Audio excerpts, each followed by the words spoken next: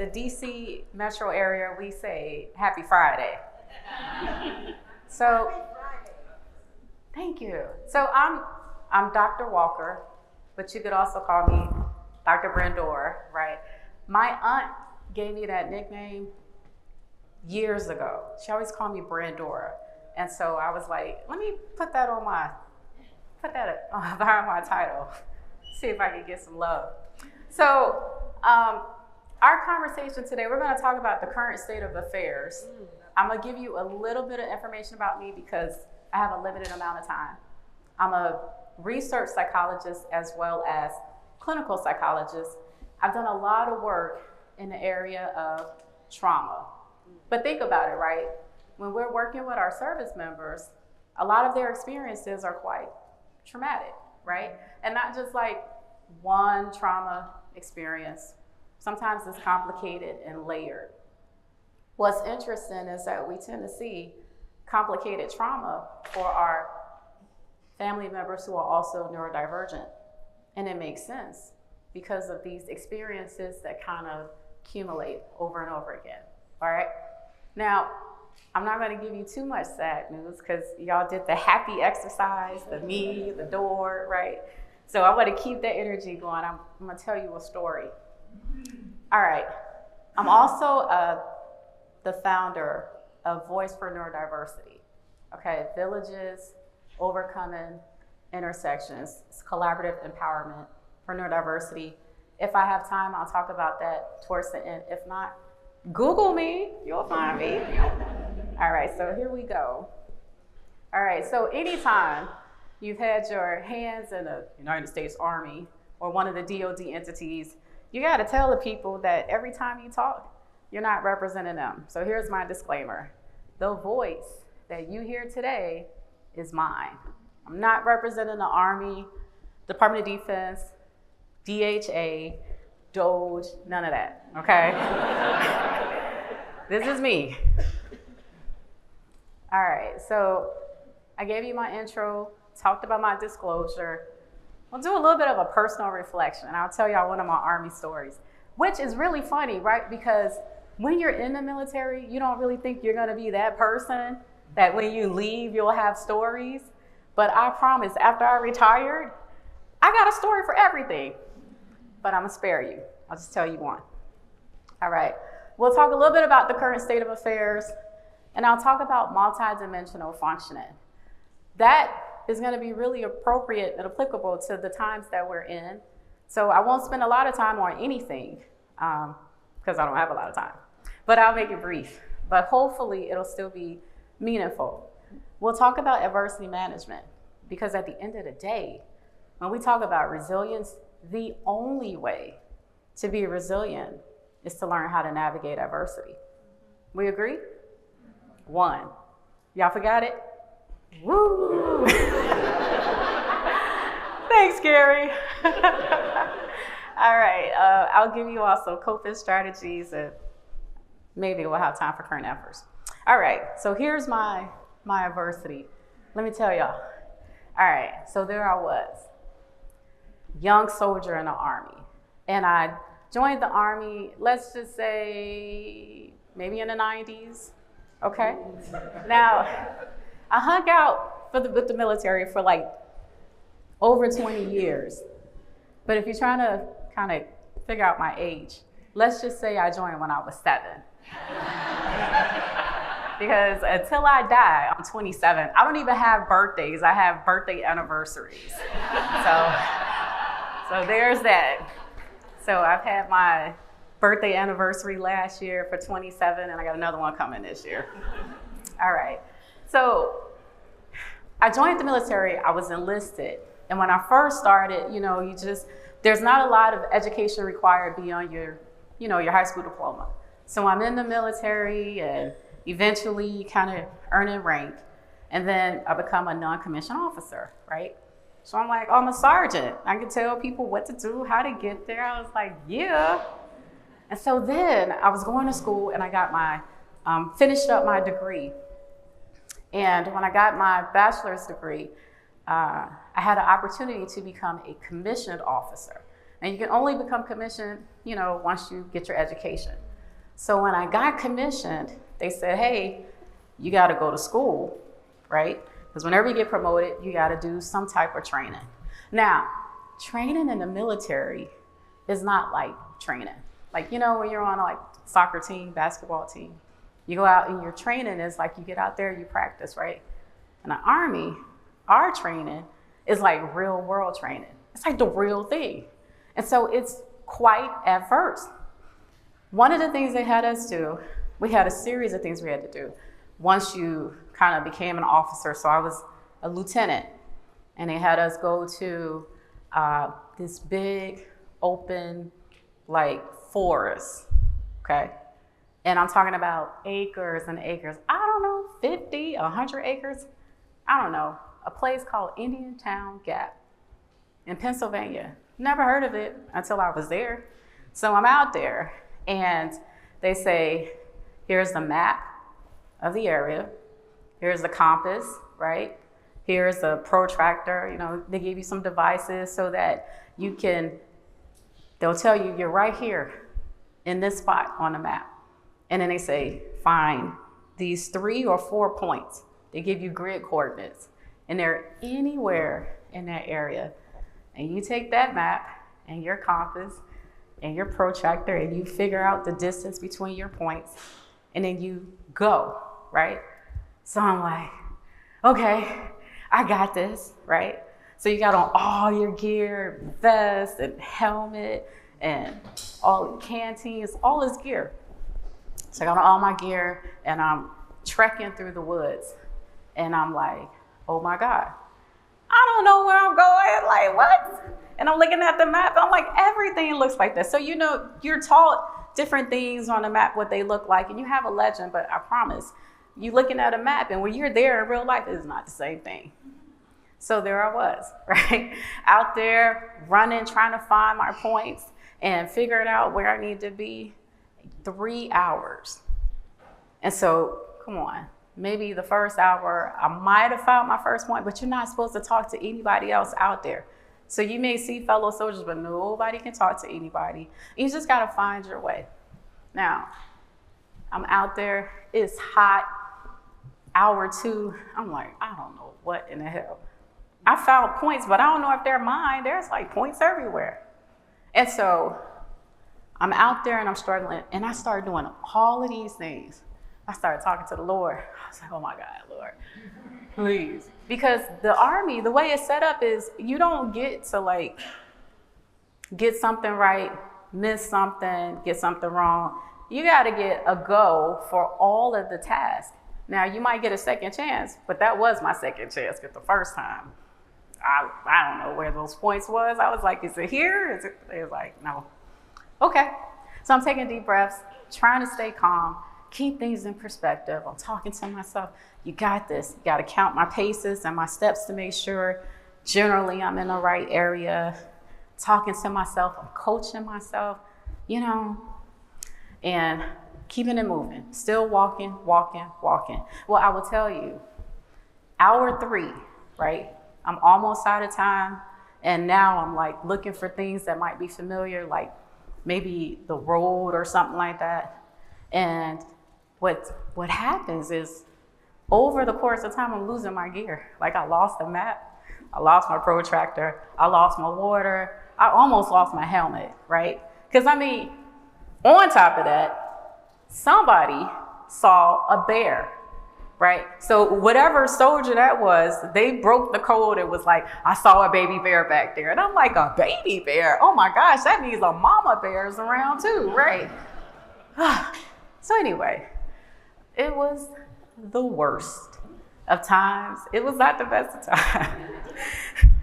But I started, once I found the road, just walked along the road, right? And all of that gear that I lost, I just lost it. But eventually I did come up on a team. A truck picked me up. It was like, where's your map? It's like, I don't know. Where's your compass? Where's all your gear? Where's your water canteens? All that gone.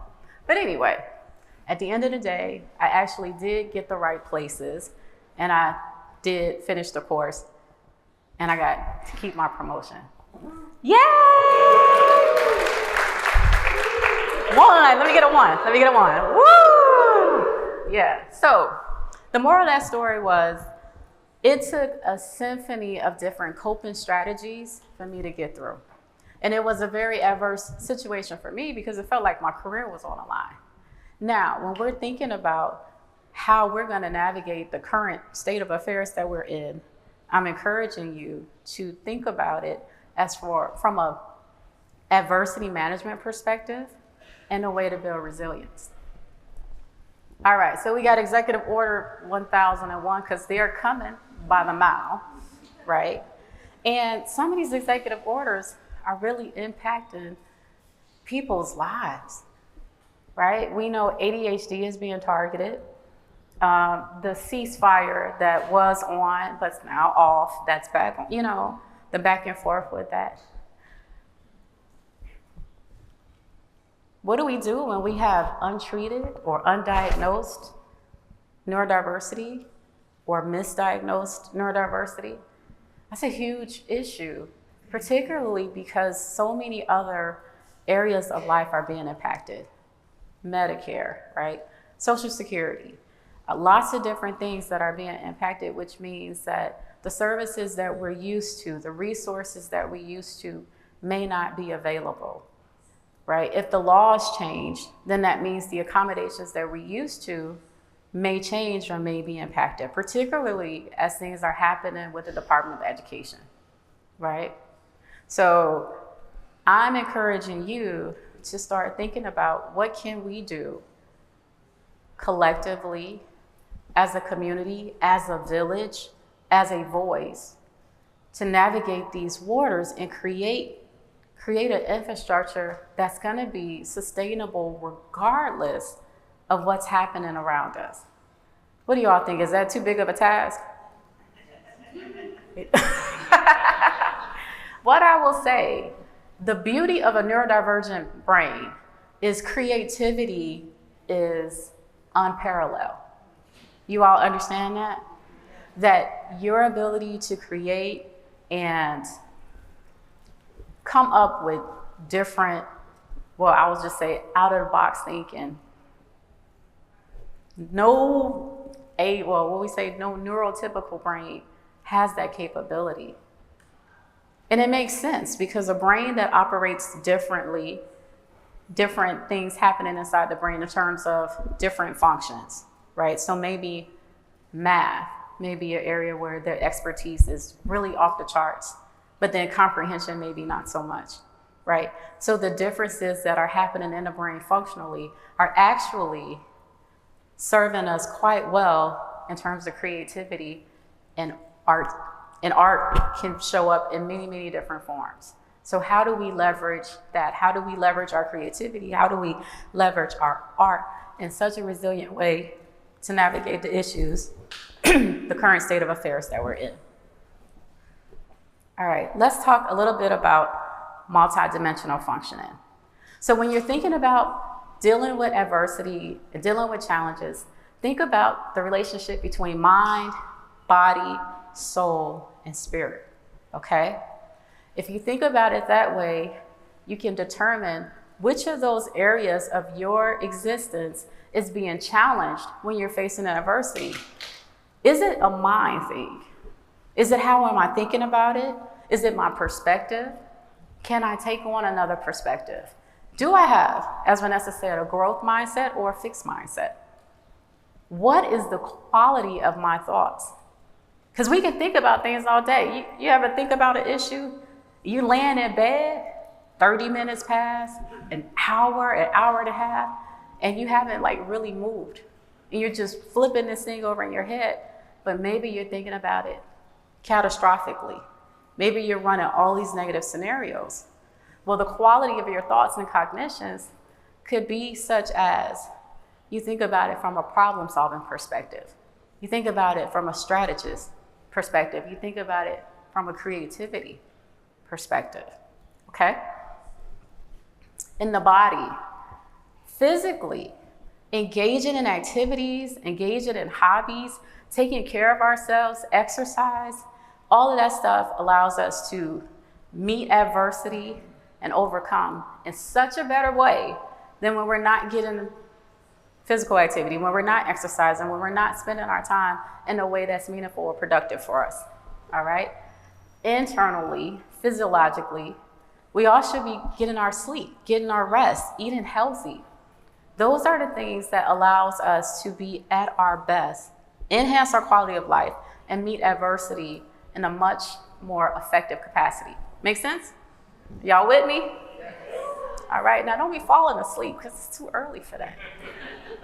All right, soul and spirit, okay? When you think about your soul, understand there's a difference between your soul and your spirit, okay? Your soul is where your emotions are felt. It's also where your identity is housed. It's the most intangible part about you, but one of the most important aspects of you, okay? So, how you esteem yourself, if you hold yourself in high regard or low regard, all of that matters. So I encourage you to really consider your soul health and improve it. If your identity is based on one thing, hey, I'm a mom, that's what I do. Wrong, right?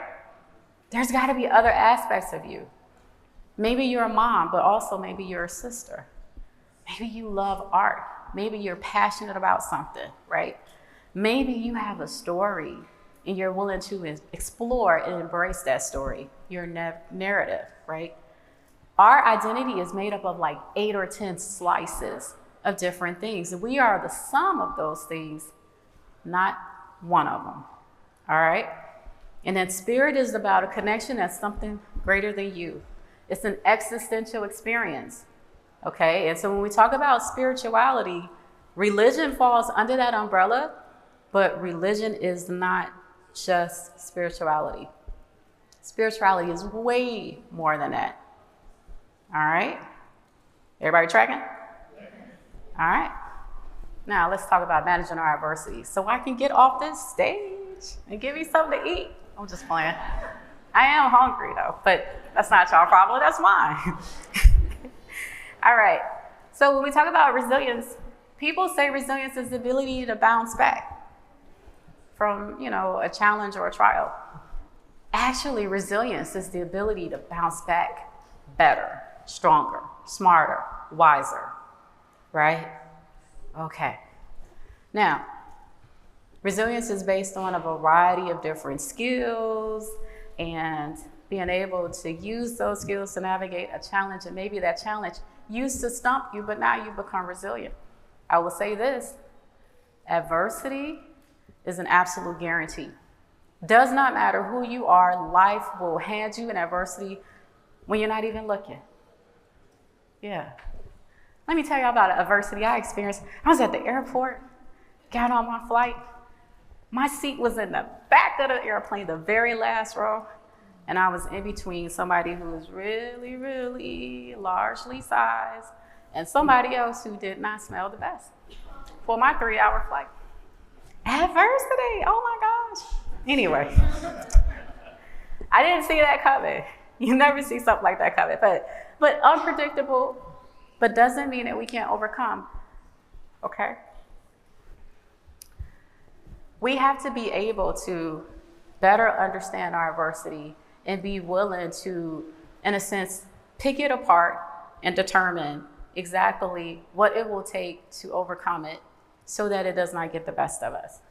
All right, as a master resilience trainer, we talk about 6 competencies, and we talk about these different skills that relate to resilience. Some of it is about emotion regulation. Some of it is about harnessing your energy. Some of it is about how you're thinking about things. There's different areas. If you all want me to come back and talk about that, I will.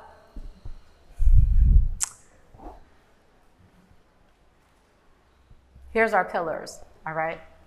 Humility, mindset, vision, resources, determination. What's interesting is Vanessa was talking about some of this. I was like, girl. I was like, oh, wait until we're done. We got to do a duo. We got to take our show on the road. I was just playing. Let's do it. Okay. All right. I probably won't wear this. Oh, no. I'll wear a dress. Okay. So I had to emphasize this whole military experience. That's why I gave y'all the uniform. Yeah, right. I tried to style it up. Word. Coach. Okay. Anyway. All right. I'm running out of time, but here's what I want you all to see. Humbling yourself, yielding gratitude, okay, and compassion. This is how we acknowledge that, oh my gosh, this is an adversity, it's a challenge, and it's a lot. But if I'm grateful that it is not as bad as it could be, and I'm grateful I could look back at how we've overcome so many things, right, in American history, right, or African history, right, or how Japan overcame being bombed during Hiroshima, right? These are opportunities for me to have gratitude that, hey, we are people, we can get through this, but also acknowledging that it may be tough, but I'm grateful. Having a mindset of a problem solver and a critical thinker instead of a catastrophizer. Catastrophizing about situations gets you nowhere. In fact, it puts you in a worse place than before. Okay? You need a vision. Right? If you don't have a vision or a dream or end state, then where are you going? You're going to be like me, lost in the woods with all your gear gone. Resources and determination, okay? You need access. So you may have to do some research to determine what is it going to take to overcome this situation. Spirituality gives you a sense of purpose, makes you feel like you're a part of something greater than you are. And if you are a faith-based person and you really believe, you've seen some miraculous things happen that nobody cannot deny. We need mentors and we need a network, because you can't build a village without the village, people. Get it? Oh. Silly. All right. And there has to be a willingness and a commitment to do the work, right? We can commit to thinking about things in a negative way, but we also can commit to thinking about things in a very positive way and commit to the work. Just acknowledging, hey, it's going to be work, but I'm up for it. All right. 6 domains of resilience: collaboration, tenacity, vision, health, composure, and reasoning. Just think about which one of these are you great at and which of these do you need to do some strengthening, and operate accordingly, okay? Sorry, here's what it takes. You want me to...